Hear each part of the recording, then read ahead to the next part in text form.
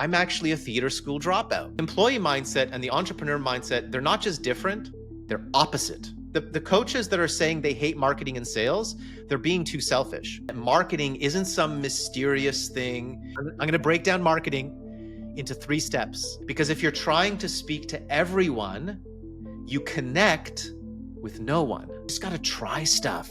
You got to be creative. You got to be innovative. Just put yourself out there. No hard sell, no manipulation, no weird sales tactics, just service. It's reps, it's volume. It's getting coaching clients, it's working with clients, it's getting feedback and input, and it's building your confidence. AI is not replacing coaches, and I don't think it ever will. We need more and better coaches in the world. Yes, exactly. That's it.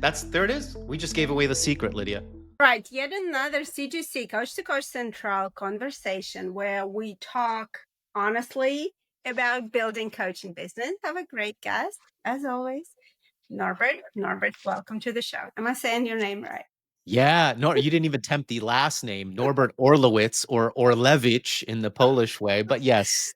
No, I play safe. I play safe. Well, you know what? My name is Chmel, which is my husband's name, which is Polish origin, which I'm like, after 25 years together, I'm ditching it. So I'm back to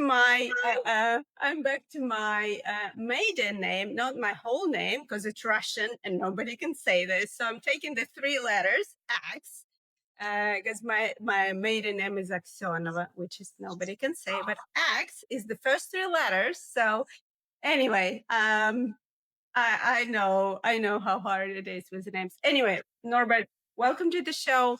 We're gonna have a blast. And we start with the intro, and who is the best is you to introduce yourself. Tell us, 90 seconds, who you are, who you help. Yeah, let's try to keep it short. I'm a co-founder of digitalmentors.com, which is a company we started about 2 years ago.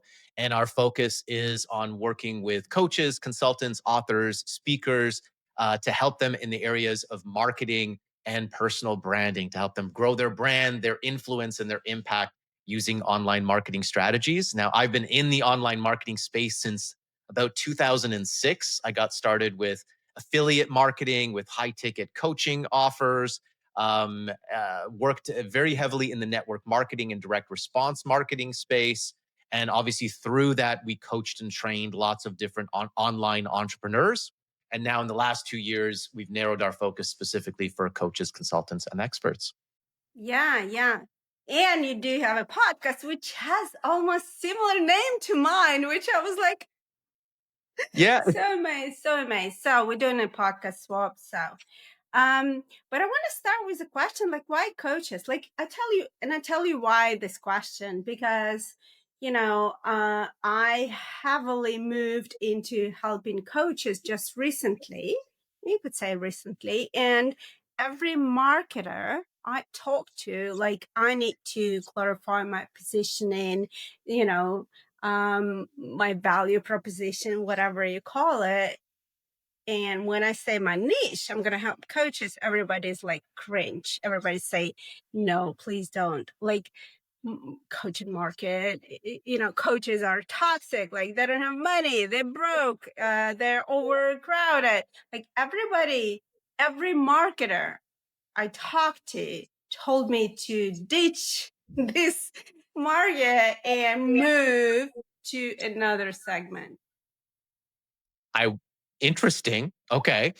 Why coaches? Well, because we've been coaches and trainers for 20 years in different spaces. We got the opportunity to work with a lot of coaches and trainers.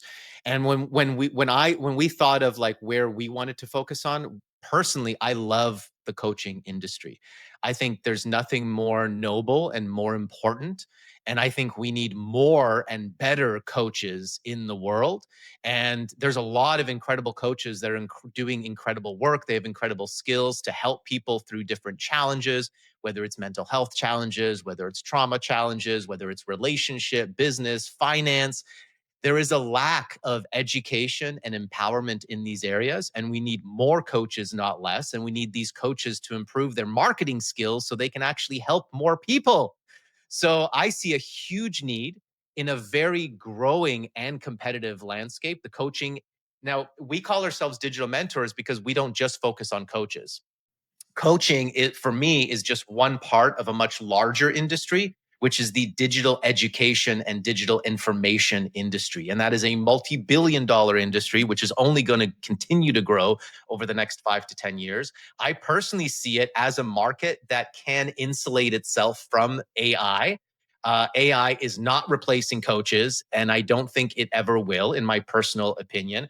I work with AI extensively and heavily, and I'll tell you right now, it is not intelligent at all.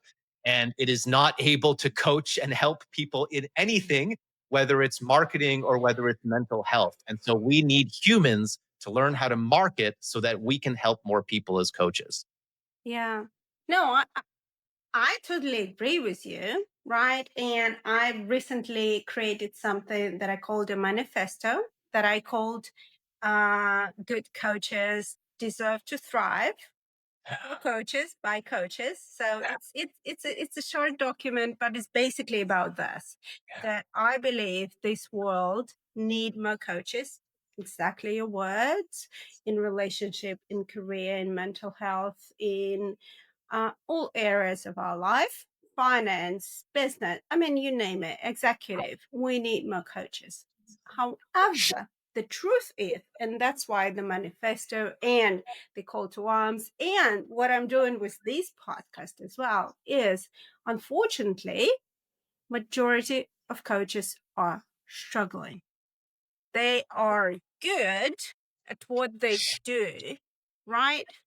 In their craft, and they keep learning. They keep getting those certifications. They're like, oh my god, I need this course and this course, and there are no deficiency, no deficit of those courses, no deficit of books, no deficit, and they keep doing this. But where they lack, and that is reflected on their bank statement, is the business and the marketing side of things. Yeah. And nobody's talking openly about it. Everybody's kind of sugarcoating this, saying this industry is growing, this industry is amazing, we need more coaches, but nobody's saying that, well, what something is not working, like something is fundamentally is broken. So, and I don't want to take it at a conceptual level. I want to bring it to the practical level for people listening, hopefully people who are coaches struggling or who want to become coaches or in the process.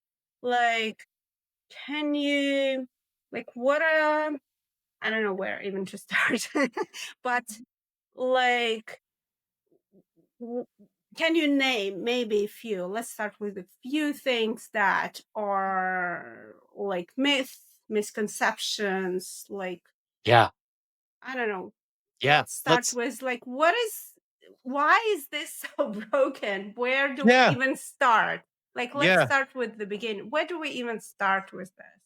Well, this ties really closely to a book that I read many, many years ago. Michael Gerber, The E Myth, a really famous book back in the 80s, I think it was the 90s or something like that. And his focus was on small business owners. And so this isn't a problem that just coaches are facing.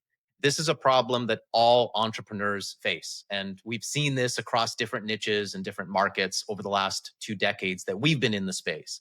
And Michael Gerber wrote this book, The E Myth, about the myth of the entrepreneur. And he specifically focused it on small business owners, mom and pop business owners. And he says most of those business owners, most of those so called entrepreneurs, started a business because they were good at what they did. And they saw that, man, I could do this better than my boss. And so they decided, man, I could have more freedom. I could have more money. I'll just start my own business. I'll start my own plumbing business. I'll start my own accounting business. I'll start my own legal business, whatever it is that their expertise was. And they very quickly realized that they were very good at the technical skill of doing the thing, but they had no concept when it came to actually running a business and marketing and acquiring clients and doing that. And that's exactly the same problem with coaches. This is what I tell all of our coaches when they hop onto one of our workshops. And I say, coaches, it's not your fault. You just haven't learned the language of marketing. And when you finally understand that marketing isn't some mysterious thing, it's not something that the gurus are hiding from you, and it's not some sleazy, yucky thing that you have to do. When you simply understand that marketing is simply a language you haven't learned to speak yet, Mm. and you approach it from that perspective. Oh, it's a new language. Okay, wait a second. I just need to learn what this language is all about. What are the words that are used? What are the structures of the messaging and the communication patterns? Then I can simply develop that skill. For me, I have no marketing degrees. I have no business degrees. I never went to university for marketing. I'm actually a theater school dropout. Okay. Okay. And all I did was I learned a few basic things about direct response marketing about 20 years ago. And me and my partners have built multi-million-dollar businesses. And we now coach people on how to do marketing. And really, marketing comes down to some very basic fundamentals. And if you're willing to just learn these skills and Mm. put aside some of your misconceptions about what sales and marketing is, anybody can succeed in this place, even a theater school dropout. Okay. Okay. Okay. Okay. Let me add to that a little bit. So I love this, right? And I love how you say it's not just coaches, it's actually any person who transition from the employee role into the business owner role. So as a business owner, even though you're by yourself, you're solopreneur, solo business owner, solo whatever, you actually wearing about 10 to 15 hats, Yeah. right?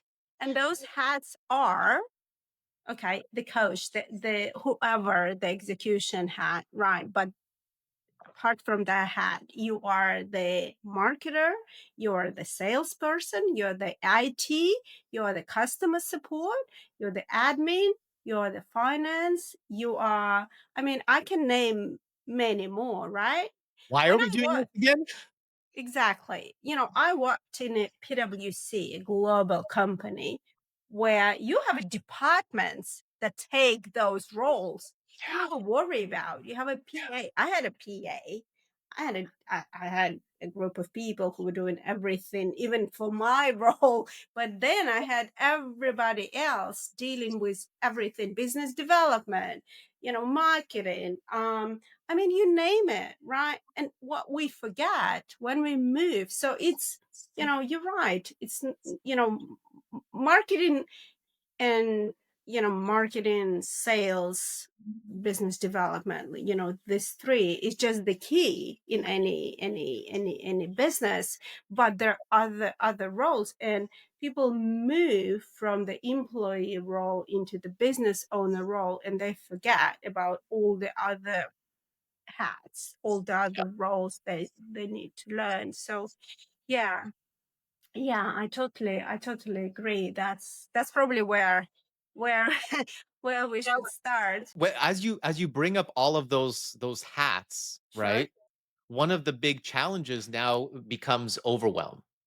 Because if you are a solopreneur and you're just getting your business started, or you're just trying to get traction, and this is the thing, when I say getting your business started, what I mean is you're not at a level of consistent revenue.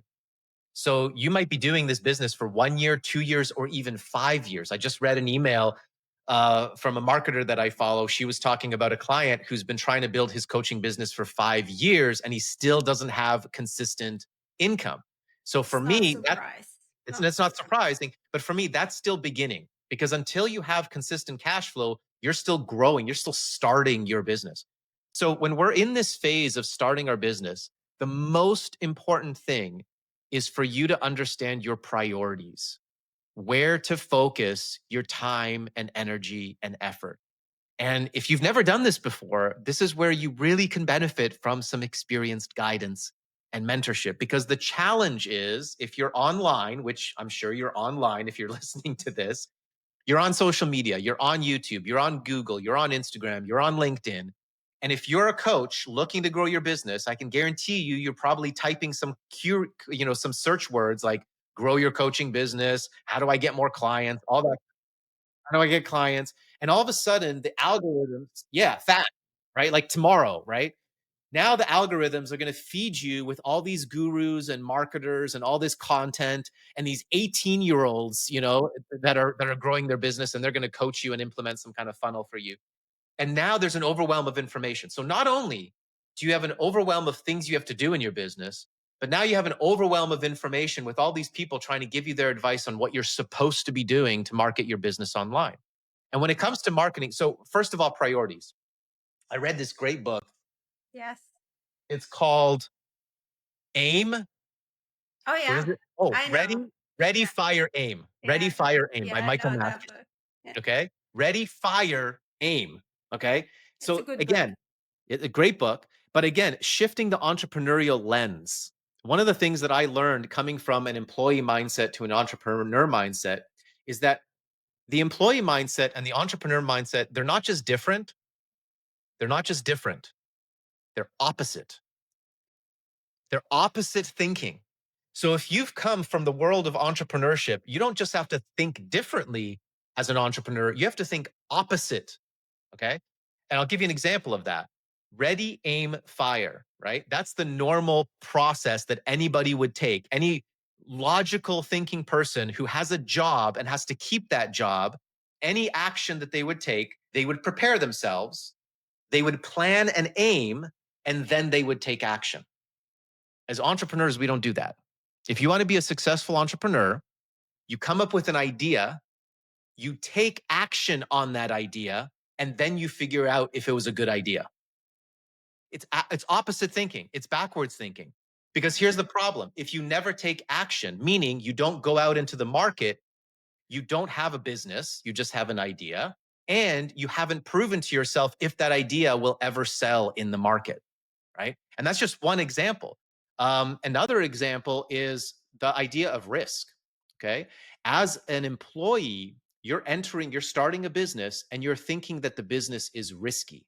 Okay. Oh my God, I'm taking such a big risk. I'm letting go of my cushy, secure job and I'm going to start this business and anything could go wrong. This is so risky. I'm so scared. As an entrepreneur, I've been an entrepreneur now for 20 years. Okay. If I were to right now have to take a job, to me, that would be the greatest risk I could ever take. Okay. Not just different thinking, actually opposite thinking. For me, starting a business is the safest thing that I can do because I have full control over what I do, how I do, and how quickly I earn. Right. And that's just two examples. But this is the way that we have to completely shift our thinking in our approach. I was going to mention a bunch of other things, but I lost my train of thought because there's so many things to talk about here.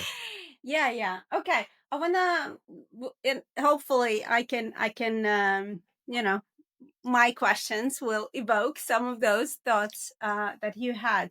So one thing, not only is opposite thinking and it's different thinking and it's completely different mindset, but also what I realized, again, because I've been doing it for 11 years. I left corporate 11 years ago, right? So I've been doing multiple businesses, pivots with a partner, without a partner. I've been trying it all, doing it all. Okay. Now, what I realized, there are different stages of Yes. business. And at different stages, I think that's what also mess up people at different stages. People need to do and need to focus on completely different thing. If we take your area of expertise, right? Yeah. Marketing and lead gen, right? Two things very important at any stage, but how you do this and what you focus on in the initial stage, right, when you're just starting out, is very different from your next stage, the growth stage, and from your scale stage. Let's take three: the initial stage, the growth stage, the scale stage. Like completely different. For example, like branding. When do you need to focus on branding, or like design, or like you know other things. Like these are not the initial stage topics you need to worry about, Not at right? all. Not Exactly. at So, all. I want Yeah. to hear your view. What do you think on this concept? And also, let's take the first stage because people who are listening to me, and I know a lot of coaches are, whether they want to admit it or not, they are at the first stage. Yes. Yeah. And They're I'll not at the growth, they're not on the scale. no. They are at the first stage when their sole goal, my POV is, to get as many clients as they want, as they can, not just the one as they can. As they can. Yeah, absolutely. So yeah, I love the way that you split that up. So let's call it the start phase, the grow phase, and then the scale phase. Okay. So there's like I said, there's so much advice that we see online from different gurus and marketers and trainers. And the most important thing And is for gurus need to be in air quotes for those who are listening. yeah, the gurus, right? Um, So, what's really important is for you to understand where you need to focus. What advice is good advice at this stage? So, for instance, you're going to hear lots of people talking about social media marketing, creating content, creating short form reels and posting on social media.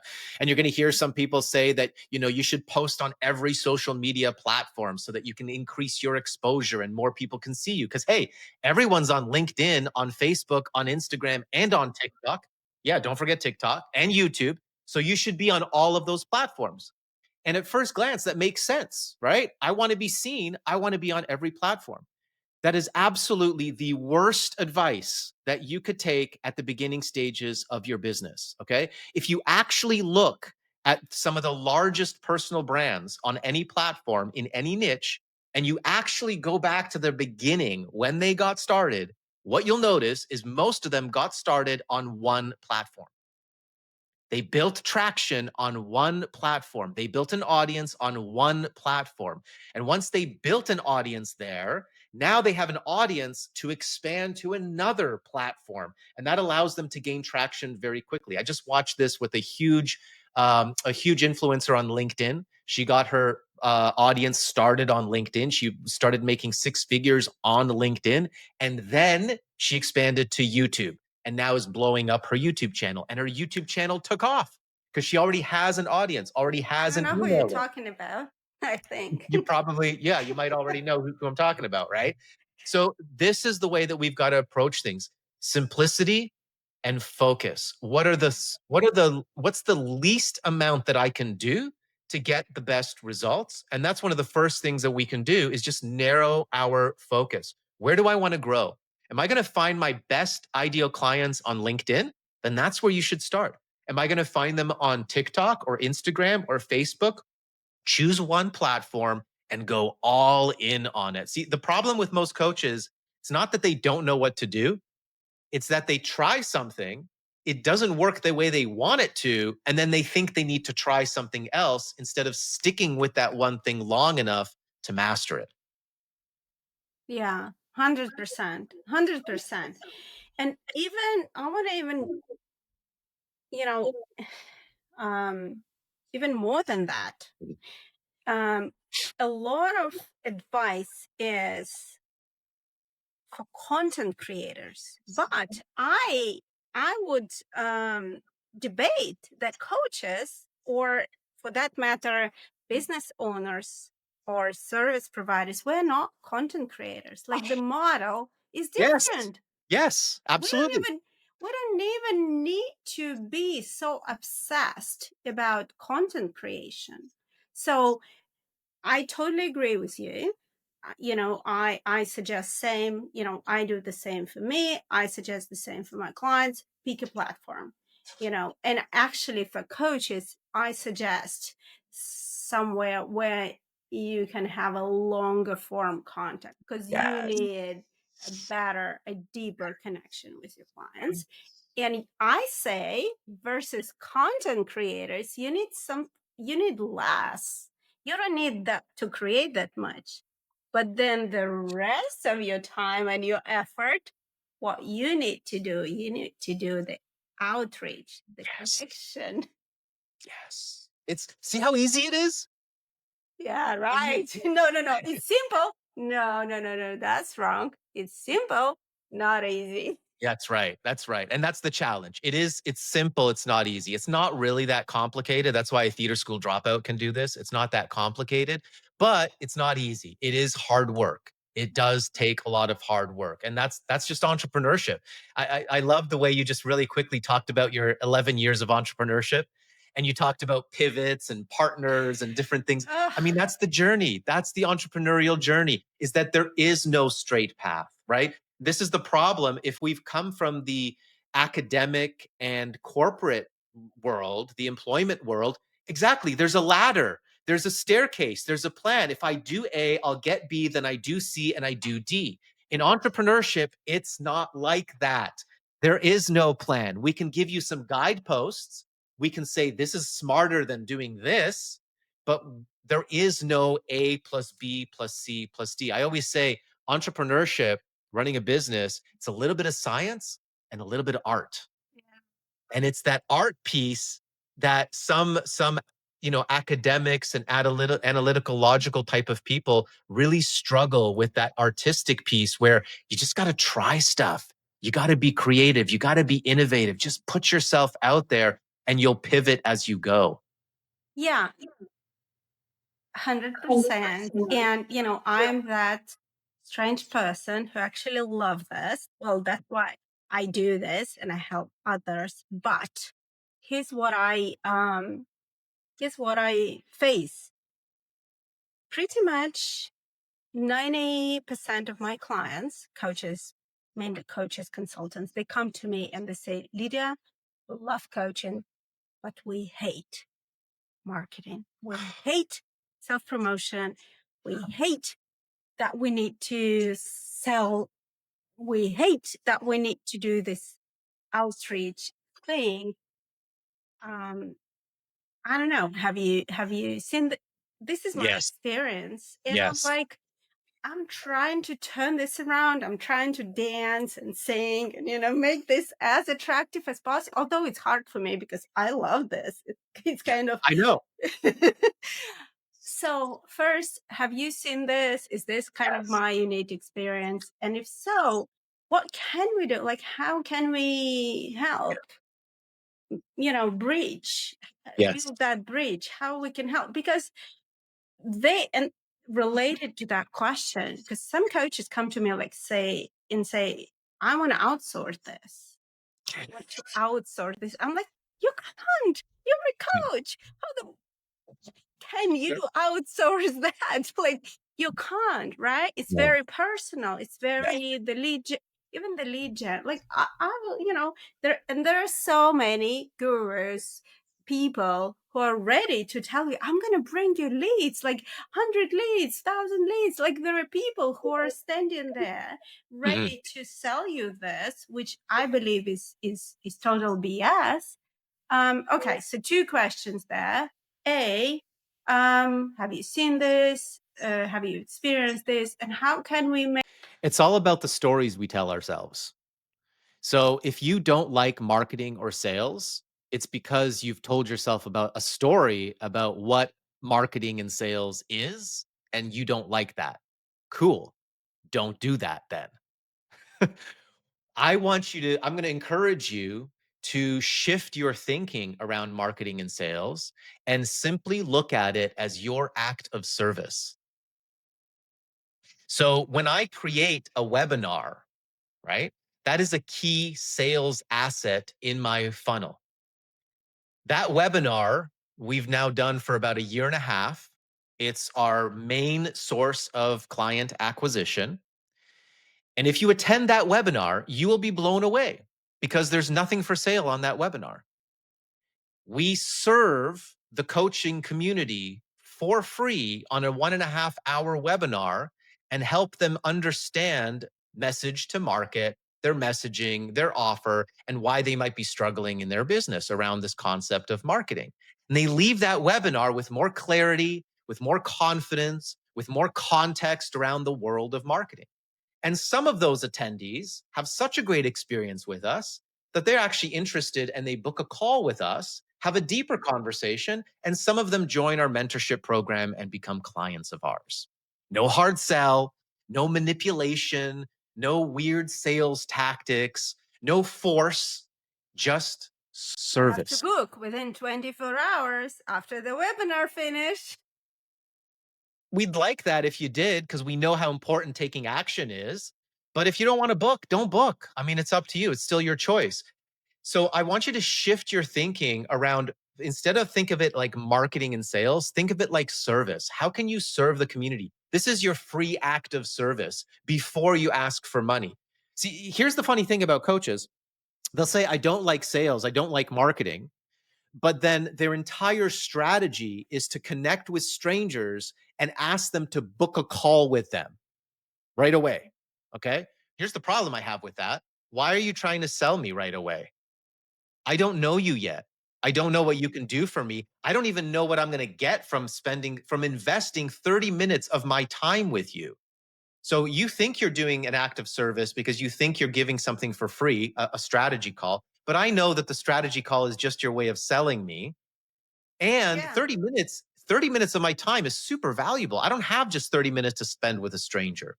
So Yeah. why not give me something first where I can experience you, where you can demonstrate your expertise, where you can tell me a little bit more about who you are, who you serve, how you help them. So I can decide, hey, is this somebody I want to have a conversation with? Is this somebody I want to spend a little bit more time with? How about we take it from an act of service instead of trying to get something from our prospect?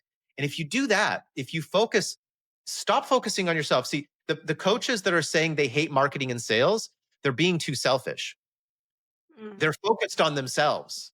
They're focused Right. on their own concerns, on their own biases, on their own personal traumas, on their own fears around sales, instead of focus on your client, focus on your prospect.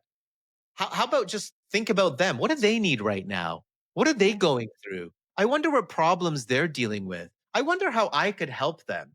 And Yeah. if you ask them questions about themselves and actually just be a caring ear and care about them as humans, you'll see that this sales and marketing thing really is just about humans connecting and having conversations. Yeah. Yeah. No, I really like that.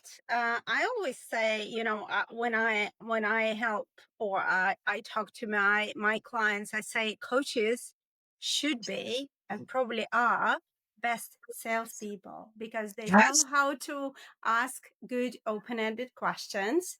They're good listeners.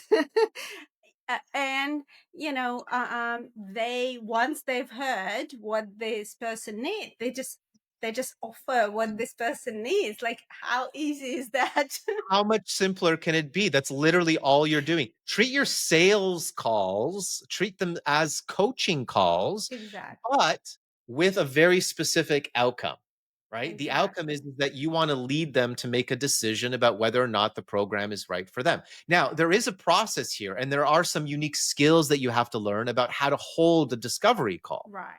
right? Because in that discovery call or that strategy call, it's your sales call, whatever you want to call it. It's a sales call, it's an enrollment call. I like to use the word enrollment because then we're not using the word sales, right? Okay. Okay. So, a couple of things that we have to establish on that call. Number one is we've got to get clear on what are the problems that that prospect is dealing with, and do they align with the problems that you are an expert at solving? That's number one. So we got to figure that out. That's got to happen in the conversation. If that's a yes, then you can move on in the conversation. If it's a no, if you can't solve their problems, hey, it was really nice meeting you. I'm not sure this is a good fit, but you know Yeah. what? Let's stay in touch because maybe we can refer business to each other. How does that sound? Awesome, cool. Let's move on. Okay. Yeah. But if there is a fit, you've got the problem that I can solve. Wow, you're struggling to acquire clients. Hey, you know what? I think I can help you with that. Okay, Yeah. cool. We've established that. Next step is, do you want what I deliver?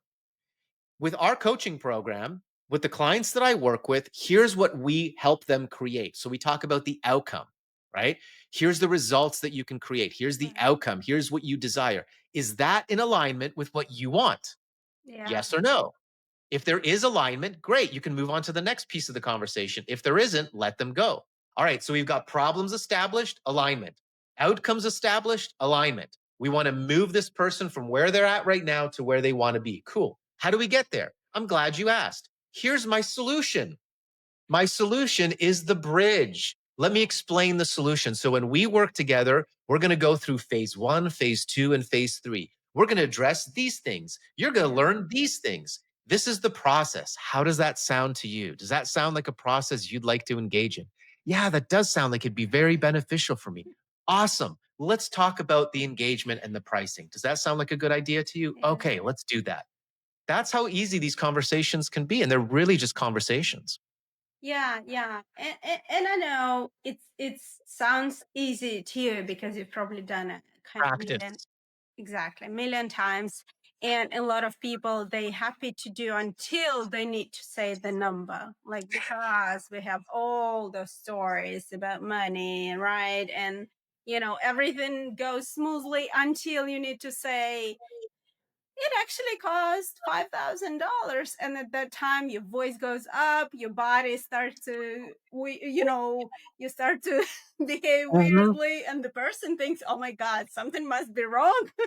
All the because past traumas coming up, right? because it was such a nice person, we've been talking, everything was nice, and now she just started to behave differently, right? So Awkward. you do, if it happens, I think.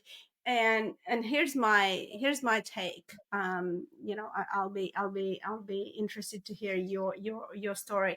If you are okay until this step, which should be okay, because if you're a coach, you know how to ask questions, you know how to listen, you know what your process is, or you've kind of developed. So if your problem at this stage, when you need to announce the number or start talking about the number, then you need to hire a coach or a mentor or whoever, a therapist, to deal with whatever interfering. Because I'm saying, if you're not taking your own medicine, how can you sell coaching? So if you have a problem, like, go and deal with that. And because it has nothing to do with marketing and sales or anything like that, you just need to go and deal with whatever interfering with the money thing. I'm really glad that you brought that up because I think it is for most people, it's a personal thing. It's a trauma response thing. It's something from the past that's holding you back. It's self-limiting beliefs, self-worth issues, imposter syndrome, any one of those things. And yes, practice will help. Like just doing it enough times will help because you'll just develop the skill set and it'll become easier over time. But if you can't mentally and emotionally get through the reps, get through the practice, most people, that trauma response is coming up for them. So there's something deeper that needs to be dealt with. And I do think that at that point, like reach out for some coaching, reach out for somebody that can help you through that process. There are some specific, language things that you can alter, how you say it, when you present it, make sure you get enough yeses before you present it. All of that kind of stuff is the technical piece. And if there's an emotional reaction and you're feeling that come up for you, that's a trauma response. And you got to deal with that on an emotional level. I'm glad that you brought that up because I think that's a big thing that holds a lot of coaches back. Something that I like to offer my coaches at the beginning is give yourself a few different options when it comes to the financial piece. Okay. So you shouldn't have just one program. And especially, you shouldn't just have your highest ticket program. Mm, Okay. So here's another bad advice, right? So I'm sure you've heard somebody tell you yes. that, Always go for high ticket. okay, yeah. So there's a lot of gurus out there that'll say, if you want to make more money as a coach, just raise your prices. Sounds like good advice. And it is if you're at the right stage of the business. But if Right. you're not in the right stage of your business and you haven't sold lower priced offers, you can't just charge more because the market won't pay for it because you're not ready to charge more. Okay? Yeah. So it can be really really bad advice. Cool. So here's what I recommend people to do. Get clear. Number one, get clear on what you're selling. Get clear on your offer. If you can't explain to me what your offer is in like 30 seconds, you've got a messaging problem and you're not clear on what the heck you're selling. Mm. Okay. So we got to deal with that first. But if you're clear on your offer, split up your offer into two or three different um, Cheers. engagements. Cheers. Tiers, exactly, tiers. Okay. So have your high ticket offer and always start with your high ticket offer because that sets the price anchor. So we have a $25,000 high ticket tier where we like build out funnels for you. Now, this isn't for everybody. It's for very few people, very few, just the limited client. But I'll always mention that as the first offer. That's where we start. Okay. Now and then I'll say it. This is not for most people. I'm not sure that you'd be a good fit for that, for that program at this time. So let's talk about our most popular program. So my most popular program might be my 6 month or my 12 month. Another little tip here, if you're a brand new coach and you haven't sold a lot of coaching, do not sell 12-month programs Yeah. because you're going to undercharge and now you're committing to 12 months and I guarantee you 6 months down the road you're going to be like I undercharged for that and now I'm resentful of this person because they're not paying me what I'm worth. Yeah. Okay, so start shorter. 3 months to 6 month packages are perfect. I like 3 months. It's a really nice, it's still low price enough, but it's a good engagement. And it also allows you to reiterate and improve your program Yeah. a lot quicker because you get that feedback and input. So let's say you have a 3 to 6 month program. Maybe you price it like $3,000 to $6,000, something like that. It's high ticket. So again, high ticket, think about it. How many times have you invested $6,000 into coaching? First of all, let's ask ourselves that question. Okay. Because if you haven't, and you're asking other people to invest $6,000, and then you're wondering, I wonder why no one's buying. Well, because you've never bought something like that. So you don't believe it's worth it.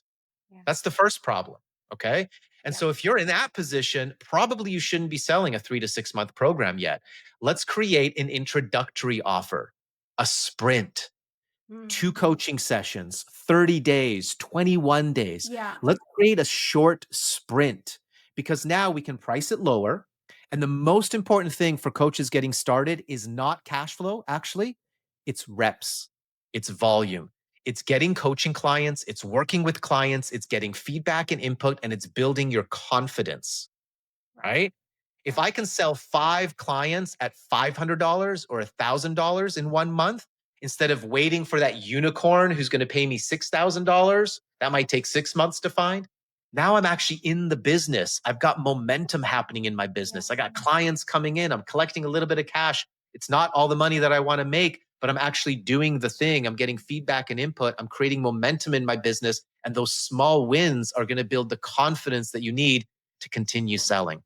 I'm sure you agree because you're nodding. No, 100%. The one what really worked for me is this introductory offer concept. I called it the strategy call, clarity call, where yeah, I charge like 500, 750. I'm raising the price a little bit right now, but and it's an easy yes, and it's a commit, people who don't know me that well, they have, it's easier for them to say yes, I want to try. It's a less commitment. It's just Exactly. one off. They give me information, we meet, we do a strategy session, brainstorming, and then I give them the plan. And if they like it, we're like, okay, well, I help you implement that plan, and that's a 6 months commitment or Yes. 12 months commitment. Then we can go into longer term because they already experienced me. They got something, they already understand the value. So that worked very well for me, and that's what I suggest, because I think otherwise it's really hard to sell that longer term commitment when people don't know you that well yet. Yeah. Yes, exactly. That's it. There it is. We just gave away the secret, Lydia. Well, I'm happy. I'm happy to give it away, right? But I wanna get back a little bit. I do looking at time, and we can talk. This is my I favorite topic, so we can talk absolutely. forever. But I wanna be respectful of time. But I wanna get back to where, you know so we did talk about the kind of the closure and a little bit about the package. So we touched a lot of things, but let's get back to, I think, the Achilles heel, the the place where um coaches stumble, like, how do I get those leads? So how do I get these people to Okay. raise their hand and book those discovery calls, strategy, not strategy, but those, how did you call them? I like the name. Enrollment Yes, call? Yeah, yes, enrollment those. call. Yeah, Exactly. yeah. So how How do I get them? And I tell you what I think, like posting content won't do it. I'm really sorry. You're to absolutely break right.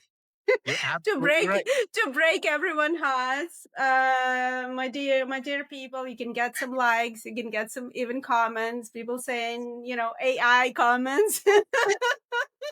Let's get really brutal here. Yeah, But you won't it's get those inbound leads if you're no. not Justin Welsh, if you're not Norbert. You're not even me. Okay, Yep, I'm not getting those inbound. yep. Okay, how do we get more, or not even more, how do we get them? How do we Full get leads? stop. Yeah. Well, I'm gonna switch this up a little bit. And this is so important, right? Tony Robbins talks about this all the time. The quality of your questions determines the quality of your answers, right? So if you're asking the question, how do I get more leads? I'm gonna challenge you. You're probably asking the wrong question. The first question you need to ask is, who is my lead? Okay. Who is my lead? Who do you want to respond? Who is the person that you want to talk to? I want to create content because I want more clients. Cool. Who is your client? Okay, well, my client, okay, I'll be selfish as always on this podcast episodes. I'm very selfish. Yeah. um, my clients are these early stage coaches Yeah. or coaches who are at this first stage before Perfect. they have enough clients. Perfect. So, see, Lydia is very clear on who her ideal client is. It's not just coaches, and it's not authors and speakers, it's not podcasters, it's coaches in the early stages of their business growth. All right. Yes. Now that we have clarity around who our ideal client is, the next question we ask is, where can I find them? And two, what do I need to say to them to pique their interest, to see if they might be a good fit for me? Now, here's the problem. Lydia's already figured this out. But for most coaches listening to this call, when I ask them, who can you serve? Right? The challenge with coaches is you probably have a service that can help a lot of different people. And that's the problem. Mhm. Because now you're like, well, I can help a lot of different people. So that makes my market really big. So all I need to do is tell people about my amazing coaching and my certifications, and they'll come to me because I can help them all. That's not how marketing works. Because if you're trying to speak to everyone, you connect with no one. Mhm. And the most important thing about marketing is actually human emotional connection. That's the secret to marketing, human emotional connection. So if I'm posting content saying, I'm a life coach and I can help you have more confidence in your life, contact me for a 30-minute strategy call. Okay. If I hear that message, are you talking to me? Yeah. Confidence in what? Confidence in my relationships? Confidence speaking on stage? Confidence in creating content? Confidence in what? I scroll, scroll, scroll. Okay. But if you're able to say a very specific message and speak to a very specific ideal client, I learned this very long ago when I built my first funnel back in 2007. And I simply shared my personal story of struggle and failure in a very specific niche. And I shared that I found a solution to these problems. And it was a simple opt-in, and then I'd get on the phone with the prospects. And I used to do a lot of cold calling and like cold prospecting, lots of rejection. It was horrible. I built Right. this first funnel and I started to generate leads. People watched a short little video and I spoke very specifically about very specific problems. I got on the phone with these prospects and they said to me, Norbert, how did you know that's what I was thinking? It was like you were reading my mind. Okay, what just happened? The prospect felt seen and heard and acknowledged. They felt like I got them. Why? Because I was very specific in the problems and challenges that I was speaking to. And that's the clue.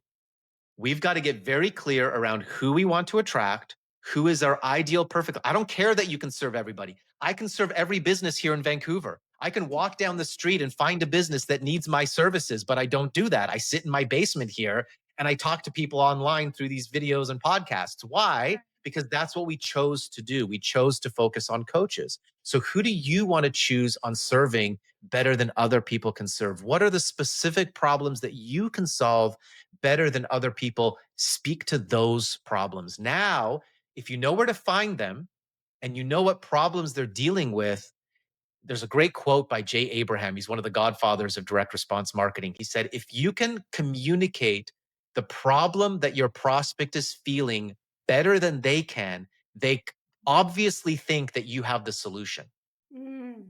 And that's what piques their interest. And that's what makes them open to having a conversation with you. Okay. Okay. So for instance, in my messaging, we work with, entry level coaches as well, right? Okay. So I work with entry level coaches just like you, Lydia. Where can I find them? Well, LinkedIn is really easy. Very Yes. easy.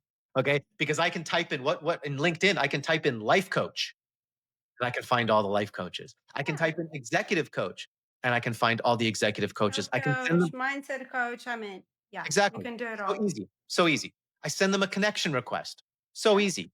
And in the connection request, all I have to do is say, I work with early stage coaches who are looking for smarter ways to generate leads and grow their business. If you're interested in making a connection, I'd love to connect with you. That's my connection message.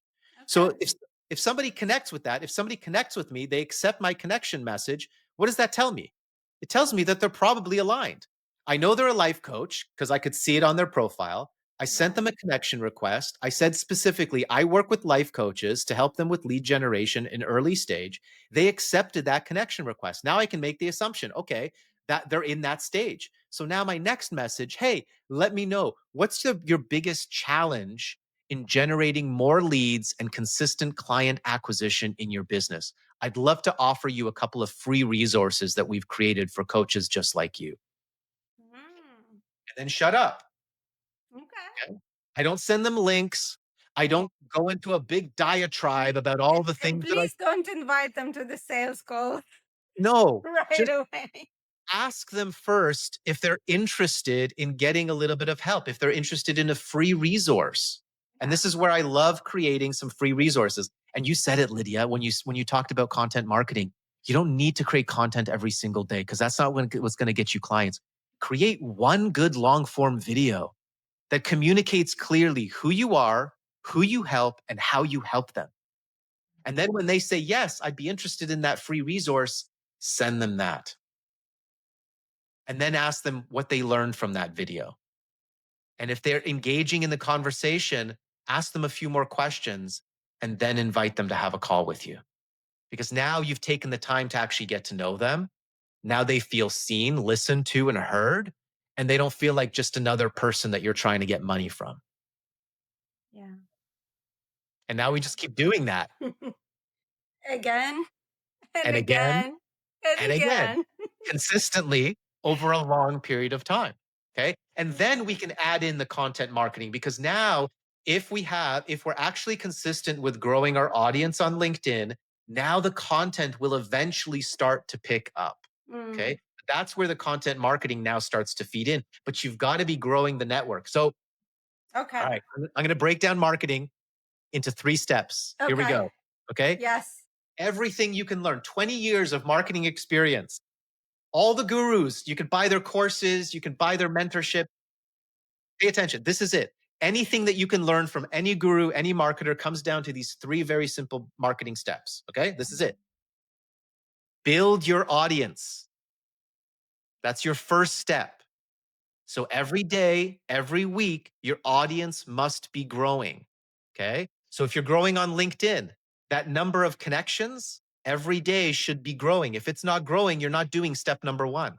If your email list isn't growing, you're not doing step number 1. So steps number 2 and 3 won't work. Okay. That's your first step. Build audience. Second step, engage with that audience. Have DM conversations, Mm. send them emails, post content. And number 3, sell to that audience. Invite them into a call, invite them into a webinar, invite them to download something, move them into your sales funnel, move them into your sales acquisition process. This is internet marketing in 3 steps. These are the only 3 things. I guarantee you, if you do these 3 steps consistently and persistently over a period of time, you will make sales. I guarantee you. If you're not doing these 3 things, you won't. And that's it. No, it makes sense. And surprisingly, like it's not different from what it was. 10 5 years ago, years. Yeah. 20 years ago, Yeah. it's the same stuff. Like literally the funnel that we use 2 funnels. We use a webinar funnel and we use a client acquisition funnel on Meta with a low cost book that we sell. Okay. Right. These funnels are slightly different today than what we did in 2008, but literally it's the same funnel as in 2008. Nothing has changed. You hear all this stuff from Andromeda update, algorithm updates. I mean, I don't know. If I'm an influencer and I'm trying to get millions of views, maybe I care. But as a coach and a marketer, it's the same things that worked in 2008 that still work today in 2017. You know, you've got these marketers that are like, school communities, that's the new thing. It's not a new thing. People have been using Facebook groups since the beginning of time. It's exactly the same thing. I get upset because coaches are bombarded. Like the what you said is like it is totally true. Coaches do not need complicated funnels and complicated software. So all that all that stuff, especially again, remember we're talking about the initial stage. We're not even talking about like the growth stage where you want to introduce the digital product, when you want to kind of diversify, hire other coaches, like certifications. No, we're talking about this initial stage where you reach your capacity, right? For me, Yes. it's like when you reach your capacity, once you reach your capacity, you're like, okay, well, I need to change my business model. And Yes. yes, as a business owner, you need to understand what is your business model, right? Well, different conversation, but it can be very simple. And I'm upset to see people who just confuse Yeah. confuse confuse us. So thank you for sharing that, that simple truth. Again, simple, not easy. The difficult part is you need to, like the way you described, totally doable, totally understandable. Well, at least for me, I've been doing it for ages, but it is tough to stick to it Yes. long enough to Yes. see the result. Because one thing I'm going to mention, and we're going to wrap it up. One thing that it might not work, guys, from the first start, from the first time you set it up. Like that webinar that Norbert mentioned, like Mhm. he probably, this is not version 1 of the Nope. webinar, right, Norbert? Right? Not No. version 2, not version 3. So you might need to get to version 2026. And, I'm sorry, that number might scare you. No, it might be version 10, right, of the webinar that actually works. And then you use Meta, you use the ebook, and every single step of this simple process might need a number of iterations to come up to the thing that works, that messaging, that the problem, how you identify the problem might need the tweaking and evolution, obviously, as time passes. So again, I'm not, I don't want you to think that's so simple, because if it was, then we would have We'd all be everyone. millionaires, right? Yeah, we'd all be. Yeah, it's not. It's definitely But it's not competitive. true. It's It's not definitely true. competitive. I mean, and there's going to be more and more coaches coming online and trying to grow their business. So it's only going to be more competitive. But here's the cool thing about coaches: we don't need a million followers. We just No. need a handful of good, high paying clients, Right, right, right. right? We just But need a tiny sliver of the market and we can make a yeah, very good living. and I don't think the competition, and again, this is my personal view, I don't think the competition is outside. The competition is inside. That imposter syndrome, Absolutely. that perfectionist in me, that that's someone who wants it to work the first time but wouldn't. So, guys, it is simple, but you need people like me Yes. and Norbert to help you get through this thing, because it is simple but not easy, and the a lot of iteration you need to get through to make this thing work. And Lydia, it always comes back to me. I always say that entrepreneurship, running a business, is a team game. It's a team sport. And so I hate the term solopreneur. Oh, I hate that we might term. disagree on that Yeah. one. And the reason I say that is because when you take on that identity as a solopreneur, you think that you have to Mm, accomplish everything yourself. And the reality is not that. I want you to embrace the idea of collaboration. I want you to look at how can I work with other people? How can I team up with my competitors? I mean, Lydia, you and me, we serve the same market. So yeah. we are technically competitors, but I don't see you as a competitor. I see you as a colleague. I think you'd be an awesome person to have on our podcast. I Yeah. think you'd be an awesome coach to even come in and maybe even support some of our clients. Yeah. I think we should have a conversation about how we can work together better to reach more people, because there's tons of coaches that need good, sane leaders like you and me who want to Yeah. simplify marketing for people instead of complicating people. So I want more people to know about Lydia, not less. Right. So Yeah. don't take this competitive approach that you've got to do everything by yourself. I know for me, I'm a lone wolf. If you can believe it, I'm actually an introvert. And No. I don't like to ask for help, and I like to do everything on my own. But here's Mm. what I learned in 20 years of business. Every success that I've had, I've done it with other people, either through partnerships or collaborations, Yeah. joint ventures, affiliate partnerships. I've done it with other people. And so that's why I'm always collaborating and always looking to connect with and meet new people and just figure out, hey, how can we work together? We just brought another expert. And I love what she said. She actually shared this on a training call with our clients. She just kind of threw it out really quickly. And I think it's really, really timely and important. She said, if you're in your first or second year of your coaching business, you're still figuring out your message and your marketing. And I love the way she just said that, like just casually, right? And I was like, hold on a second, stop for a second, because I think that's really important. I think everyone needs to really hear Yeah. that. Most people, they start a coaching business, they got their certification, and they're like, all right, I'm ready for clients, right? Yeah. Let's make some money. And the reality of it is, you don't know your message. You don't know who your ideal client is. You don't know how to find them. You don't have an acquisition funnel built. You don't even know what kind of content to create yet or what messaging to say to people to get them to react.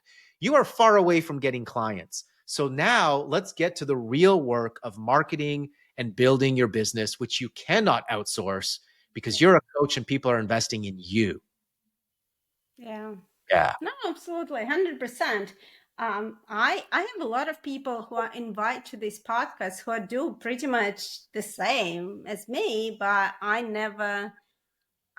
know. I don't believe in competition, at I least love that. not in our space. I think we should help each other, and yeah. All right. I think that's it. That's a great message, and I think coaches should help each other. That's why I have my coaches community. You also bring coaches together. I think coaches should like flock Yeah, together and help each other, and we help each other. I mean, I think everybody benefits from this. absolutely. So, all right. I think that was a great conversation. Thank you so much. Norbert, how folks, there will be links below, but folks who are listening, I know Yep. some people listen, Yes. how can they find you online? Yeah, totally. Digitalmentors.com is our main website for our main company. We have a free workshop that we do. It's compassworkshop.com. And then you can find me. Don't try to type my last name. It is Norbert Orlewicz. But if you type Norbert online, you'll find my Instagram and my Facebook and my LinkedIn. I am only active on LinkedIn right now. My Instagram is kind of dead. My Facebook, I don't know, once in a while. I only really post on LinkedIn and Oh, not even let's hang consistently. out on LinkedIn. It's a cool Yeah, place. yeah. It's a LinkedIn, new cool LinkedIn's the place. place. That's the place we're on right now. Yeah. Perfect, perfect. All right, that was fun. I hope to to meet again on your podcast now, and I'm sure we'll have more fun. Thank you so much. I had a lot of fun. Thank you. Thank you. Thank you.